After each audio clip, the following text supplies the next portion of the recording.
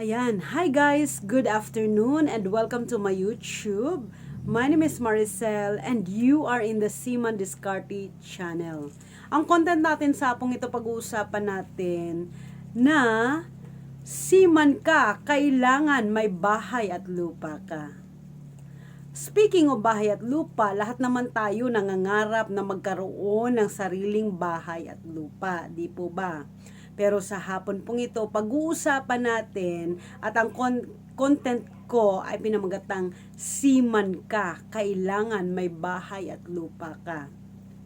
Ito po ay maling pananaw ng mga taong nakapaligid sa amin.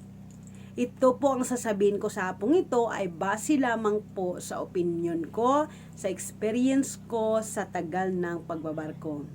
So, sa nasabi ko po, lahat ng mga taong nakapaligid sa amin, halos lahat ang tingin sa amin, kailangan pag seaman ka, kailangan may sarili kang lupa't bahay.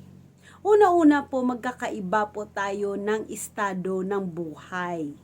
May iba't iba po tayong kwento ng sarili nating buhay. So, hindi po pwedeng ang buhay mo ay kagaya sa buhay ko. Hindi pwedeng ang buhay niya ay kagaya sa buhay mo. So, iba-iba po tayong istorya. So, sa seaman po tayo, mga seaman po tayo magbibasa sa pag-uusap na ito. At kung may mali po akong mga nabanggit at nasabi pa or natamaan, pasintabi po ha.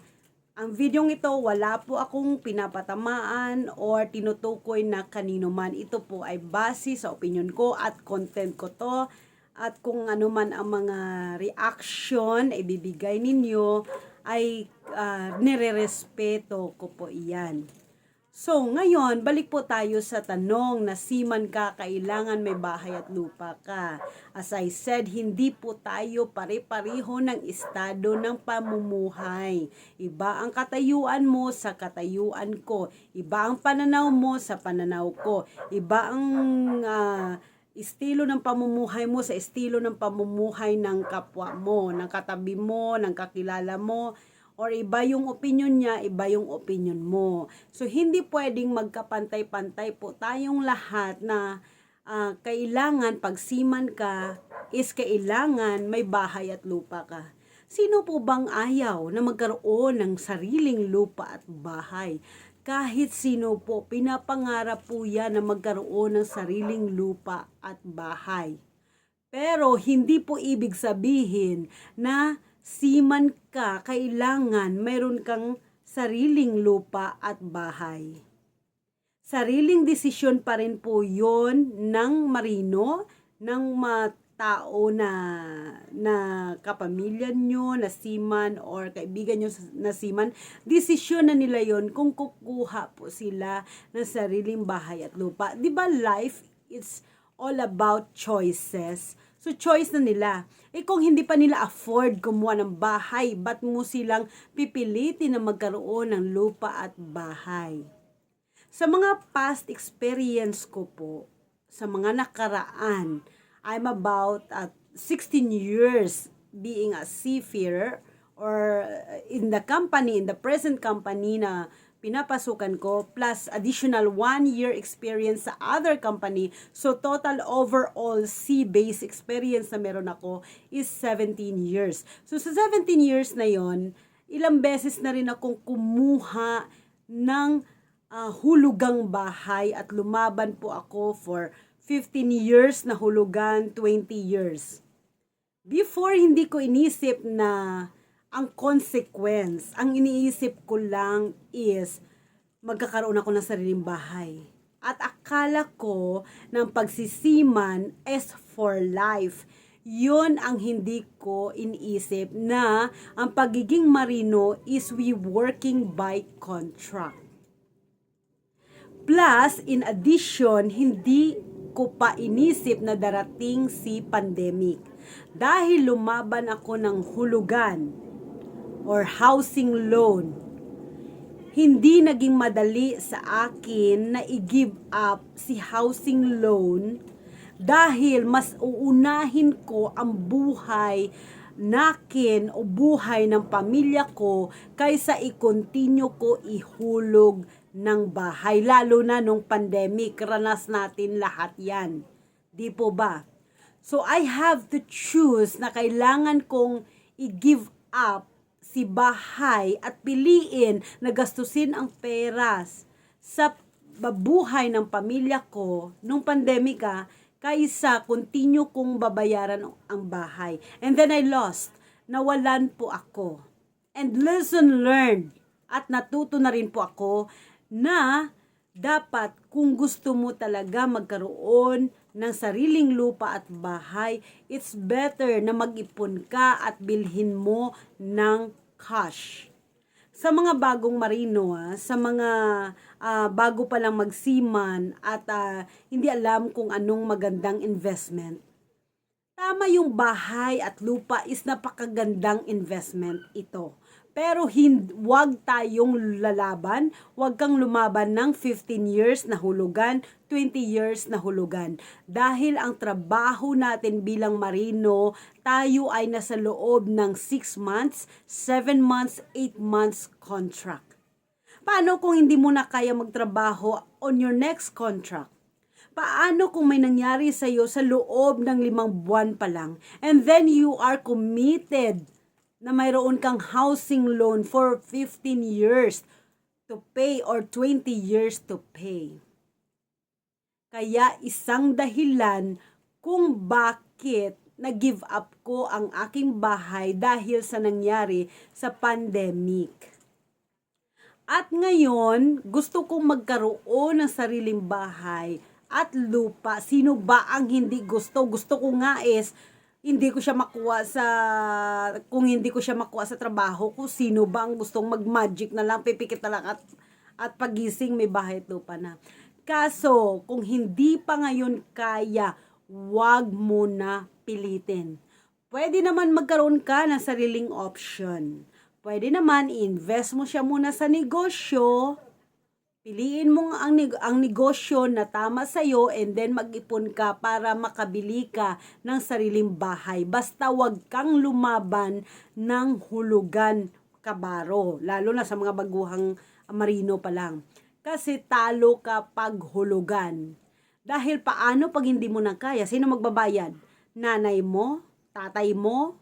Sinong ang pababayarin mo? Kapatid mo?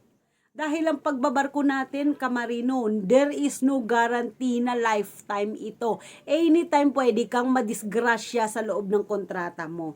Anytime pwede kang mapahamak, anytime pwede ma-emergency sa loob ng kontrata mo. Kaya payo ko, it's better to save first and then bumili ka ng bahay at lupa. And kahit hindi man mansyon, kahit hindi kalakihan.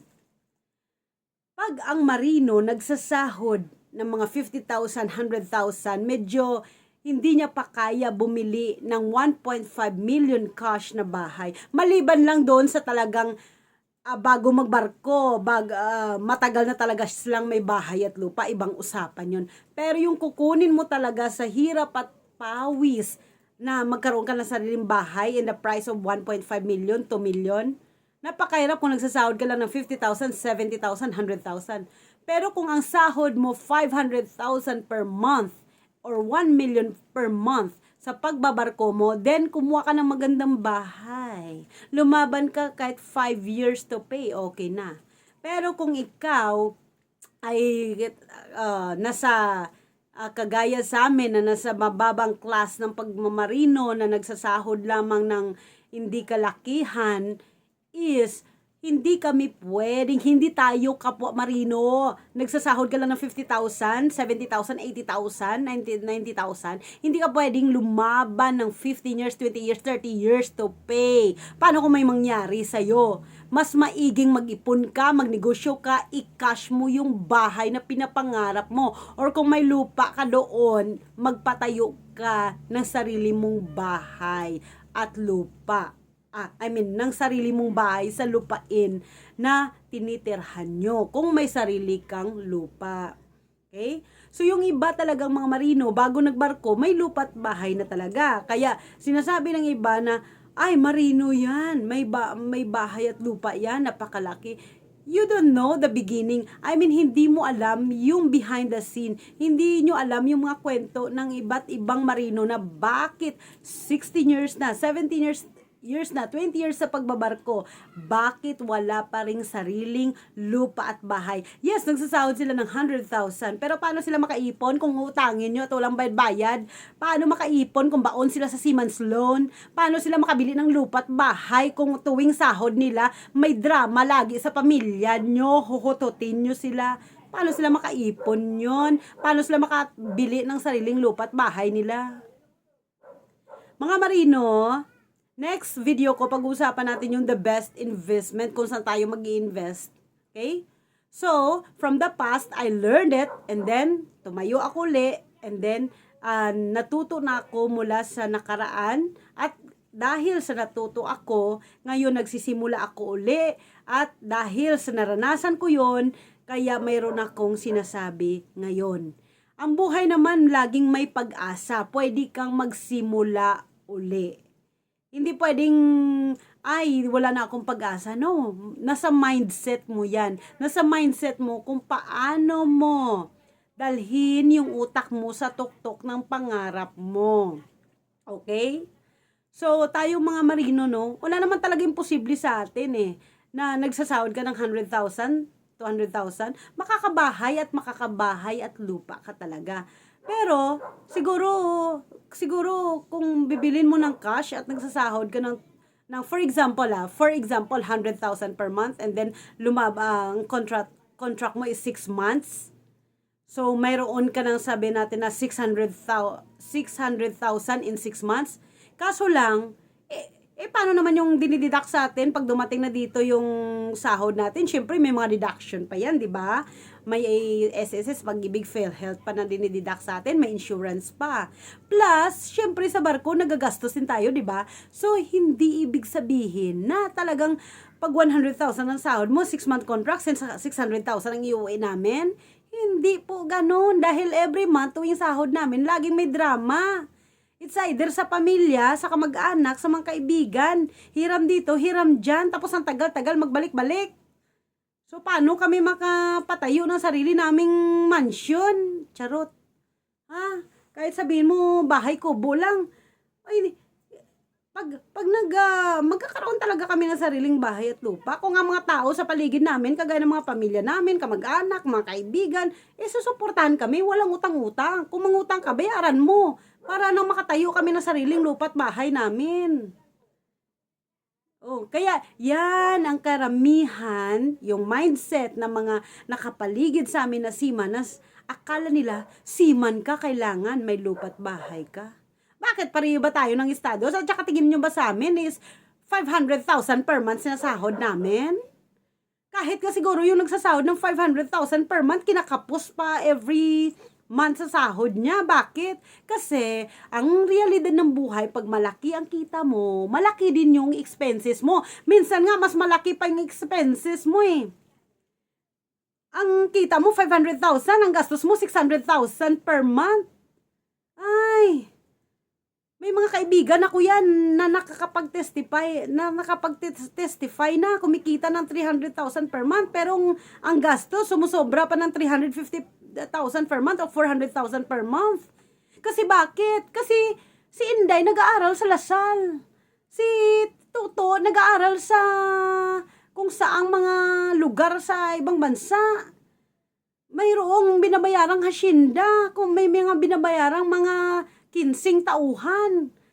Kaya 300,000 na per month ang kita, negative pa rin. Kasi totoo nga ang kasabihan na kapag malaki ang iyong kita, malaki din ang iyong expenses. So, hindi ibig sabihin na kapag seaman ka, kailangan may bahay at lupa ka. Sukatan ba yan para masabi mong successful ka? Na kailangan makita nila na lahat ng seaman may bahay at lupa? Ay, ilang mga kaibigan ko na ba ang may bahay at lupa? Nangungutang pa rin sa amin na wala kaming bahay at lupa.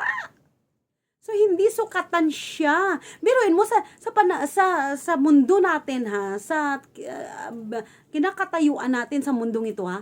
Sarili mo ng bahay at lupa mo, magbabayad ka pa ng tax sa gobyerno or amilyar? 'Di ba? Oh, sarili mo ng bahay yan. Tapos magbabayad ka pa sa gobyerno ng amilyar. Oh, sarili mo ng lupa, magbabayad ka pa ng amilyar. Hindi mangupahan ka na lang or else wala ka pang sakit ng ulo every year tapos magnegosyo ka na lang. Oh, inegosyo mo na lang tapos mag-ipon ka tapos pag nakaipon ka na ng 3 million paggawa ng bahay. Oh, kung gusto mo simpleng bahay lang, kahit 500,000 nga, sa probinsya, pwede na yan. Pero ilagay mong 500,000 mo sa Manila, sa squatter area ka na lang titira. Ah, tapos sa paligid mo, you become what you behold. Kung sabi nila, kailangan siman ka, may bahay ka. Ano kami, paipunin mo kami ng 500,000, tapos itayo namin ng bahay. Tingin mo makapagpatayo kami ng bahay dito sa Manila, maliban sa probinsya, ibang usapan yun. Siyempre sa probinsya, makapagpatayo ka talaga sa halagang 500,000. Pero pag nasa city ka, nasa Manila ka, 500,000 mo, kulang yan, pang squatter yan. Oh, ikaw ba tumira sa squatter? Tapos, ang katabi mo pa, mga lasinggero, mga drug addict, tapos, magiging gusto mo, maging ganun din ang buhay namin? Hindi pwede, kaya nga kami nagbarko, para gusto namin, kahit papano, sa tahimik na lugar kami tatayo ng bahay. So, kung hindi pa kaya ngayon na magpatayo ka ng 2.5 million o 3 million, or kung gusto mo mga malakihang bahay na, well, tiis-tiis muna, negosyo muna, ipon muna.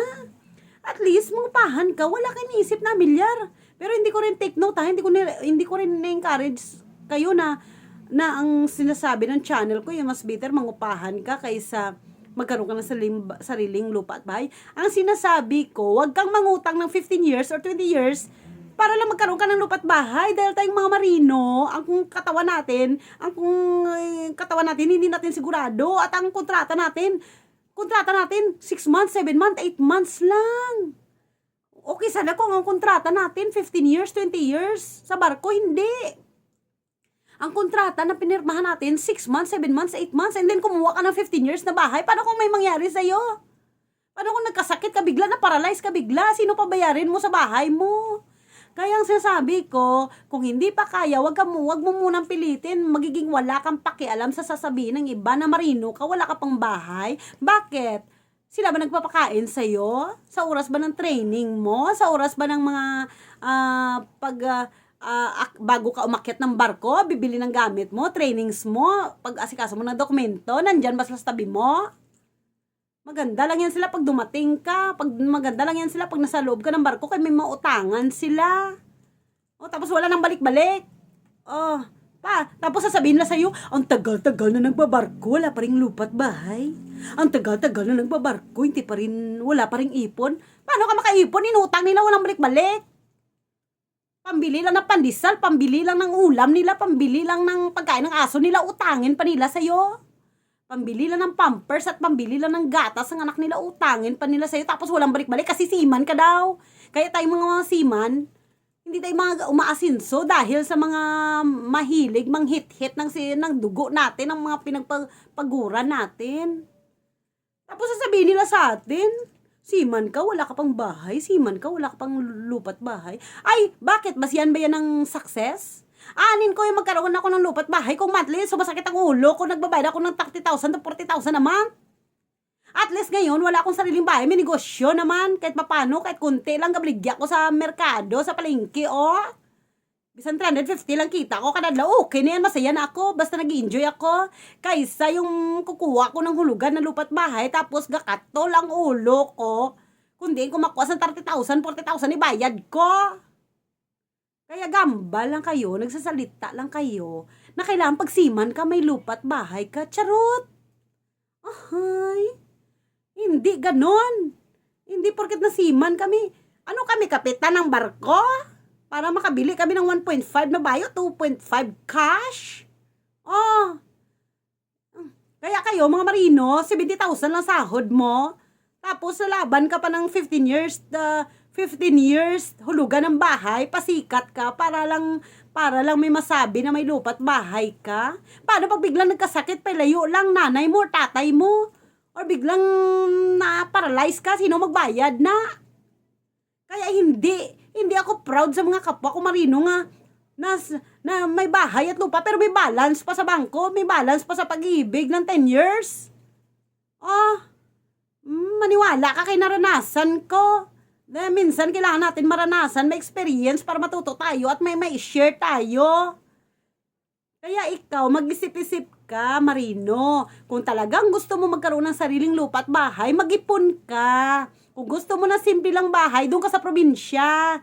Dahil kahit 200,000, 500,000, pwede ka magkaroon ng lupa at bahay doon. Pero pag dito sa Manila, hindi yan pwede kasi mababa ng 1.2, 1.5, kahit nga 1.2, anong itsura na? Oh, kahit nga 1.5 daw, kagamay lang, pero at least may balay. Pero kung gusto mo ganyan nga magkaroon ka ng bahay, mag-ipon ka at huwag kang mangutang ng 15 years or 20 years ang balayran. Dahil maabot ka ng pilakadlaw yan nga, hindi ang tanan ng lawas mo, Mayo. O isipin mo, kung gusto mo mag-ipon ng kwarta mo, magaling ka sa negosyo, magnegosyo ka. Mag-invest ka sa negosyo. Okay? Huwag ka mag-invest sa mga pyramiding, ano na yan, mga ano ba yon, yung mga pyramid, huwag yan. O invest mo doon, kadto ka sa merkado, ngita ka pwesto. Pagkitaon mong mga product nga tingin mo wala sa competitors mo na ibaligya mo. Ha? Oh, kabay pa may translator ni ang ginapangambal ko na maintindihan ng mga pure Tagalog ang sinasabi ko, ha? Oh. So, hindi seryoso na to, ha? Hindi porket nasiman, kailangan required na may lupa at bahay sa paningin ninyo, kayong mga tao nakapaligid sa amin, kayong mga late, mga mag-anak. Hindi porket nasiman kami, kailangan, kayo nga na may bahay at lupa, na problema pa kayo ng kung magkano ba bayaran nyo sa amilyar every year. At saka yung bayaran nyo sa tax sa lupa. Double check mo yung amilyar mo, baka hindi mo pa nabayaran. Bayaran mo, kasi ako wala ko problema, sa amilyar ko Oh. May sariling bahay at lupa ka nga, amilyar mo naman ang problemahin mo every year. Oh. Pero kung talagang pinagkalooban at pinagpala ka ng Diyos ng sobra-sobra at kumita ka ng 1.5 million or 2 million, well, ibili mo ng lupa at bahay. Huwag mong isugal, huwag mong bumili ka ng cash. Lumaban ka ng cash kaysa maghulugan ka. So sana may napulutan ng aral ang video ko na to sa hapong ito. Sana kung ano man ang mga nasabi ko na hindi maganda sa pandinig ninyo, pasintabi po Ako po hindi magaling na public speaker, pero na-gets nyo po yung pinakabuod na gusto kong or pinaka-point na gusto kong ipahiwatig. Again, as a summary po lahat naman po tayo nangangarap na magkaroon ng bahay at lupa. Sino ba, di ba? Pero kung hindi pa kaya, wag mong utangin ng 15 years o 20 years. Hintayin mo na darating ang time na magkaroon ka talaga ng sarili mo at binili mo ng cash. Di ba? Kasi Binga Marino, hindi natin alam ang katawan natin. Hindi natin alam kung ano pang mga emergency ang darating. Oh, tingin mo, proud ako sa mga kasamahan ko. Nakita ko na may magandang bahay, pero gakatol ang ulo, kundi makuha monthly sa bayad. Oh, tapos kami nga gapay munong niya, kami na nanahimik. Mga mag-message, una-una, kamusta? Kasunod na kamusta? Pautang, pambayad ko sa balay ko nga ginkuha. Tinami, gapay munong kami magtinda ka siguro ng bananakyo. Oh, at least wala ka problema. So, kung ikaw may sobra-sobra na kwarta sa pagbarko mo, then baklon mong balay bakal ka, patindog ka balay at lupa, 1.5, 2 million. Oh, pero kung di pa kaya, magnegosyo ka muna. Invest mo muna sa negosyo ang kwarta mo. Oh, sabi nga ni Chinkitan, mag-ipon. Kailangan ipunaryo tayo. Oh, tapos invest mo, maghanap ka ng tamang negosyo na para sa'yo. Kadto ka sa merkado, hanap ka pwesto. Kung anong negosyo para sa'yo.